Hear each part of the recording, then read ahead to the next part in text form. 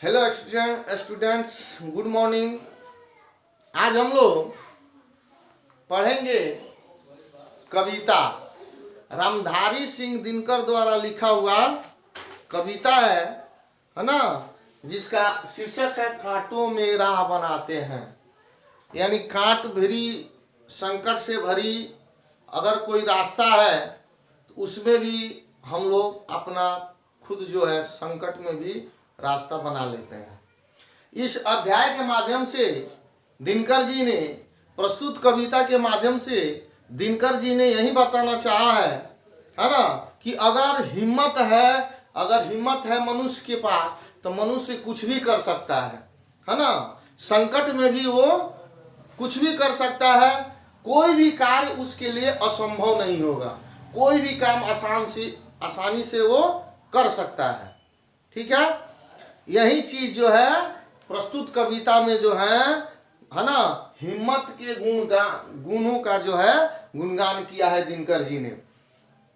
सभी लोग अपने अपने सामने बुक रखेंगे और ध्यान देंगे।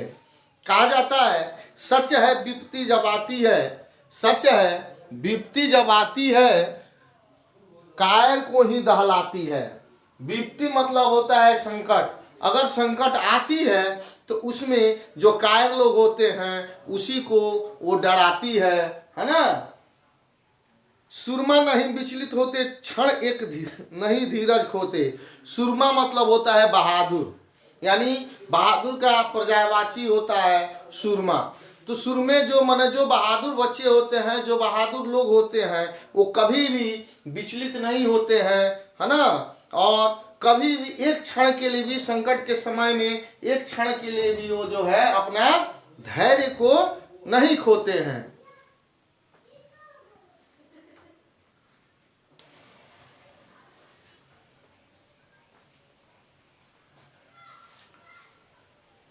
तो बहादुर जो होते हैं वो कभी भी विचलित नहीं होते हैं। राह में अपने रास्ता, अपना संकट में रास्ता बना लेते हैं और धैर्य को भी नहीं खोते हैं। विघ्नों को गले लगाते हैं, कांटों में राह बनाते हैं। यानी मुश्किलें आती है, अड़चन अगर कोई आती है तो उसमें भी वो लोग जो है अपनी रास्ता खुद बना लेते हैं, है ना। और संकटों से भरा जो रास्ता होता है उसमें भी वो लोग धैर्य को नहीं खोते हैं और आगे बढ़ते जाते हैं। है कौन विघ्न ऐसा जग में टिक सके आदमी के मग में। मतलब कौन ऐसा है ना अड़चन है, संकट है जो है ना इस संसार में कि और उस आदमी, बहादुर जो आदमी होता है उसके रास्ते में एक क्षण भी टिक सके, नहीं टिक सकता है वो, है ना। खम ठोक ठेलता है जब न पर्वत के जाते पांव उखड़।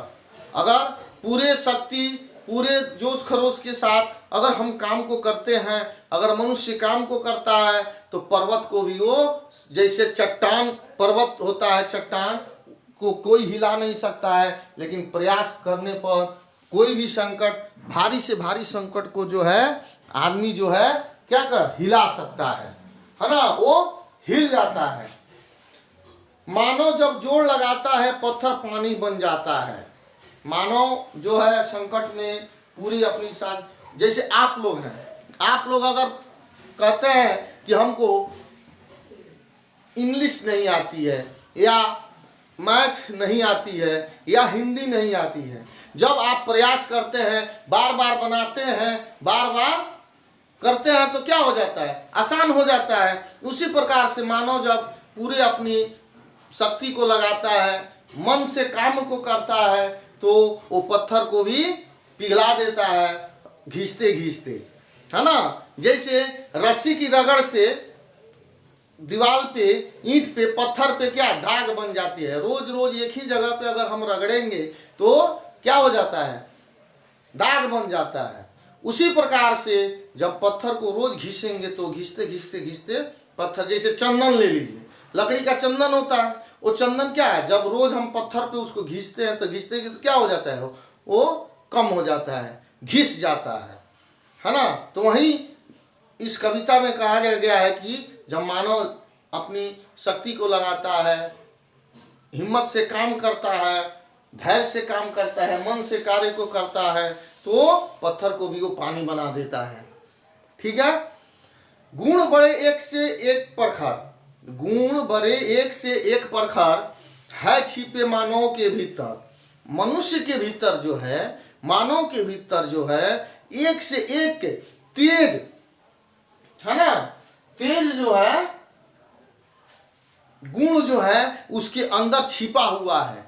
लेकिन अपने गुण को जो है आदमी क्या करता है, छुपाता है। थोड़ी सी अगर कोई प्रॉब्लम होती है तो हम लोग क्या करते हैं, हम लोग निराश हो जाते हैं। लेकिन निराश नहीं होना चाहिए। अपने प्रतिभा को जो है अपने अंदर जो है उसको उभारना चाहिए, बाहर निकालना चाहिए। मेहंदी में जैसे लाली हो, वर्तिका बीच उजियाली हो। मेहंदी के पत्ता देखते हैं हरा होता है, लेकिन जब उसको पीस देते हैं, जब उसको घिसते हैं, घिसने के बाद से जब हाथ में लगाते हैं तो क्या हो जाता है, वो जब सूखता है तो लाल हो जाता है ना। तो वर्तिका बीच उजियाली हो। जब दिया जलाते हैं, दीप जलाते हैं, तो वो क्या हो जाता है, वो उजियाला चारों तरफ उजाला कर देता है, अंधेरा को दूर भगा देता है। बत्ती जो नहीं जलाता है, रोशनी नहीं वह पाता है।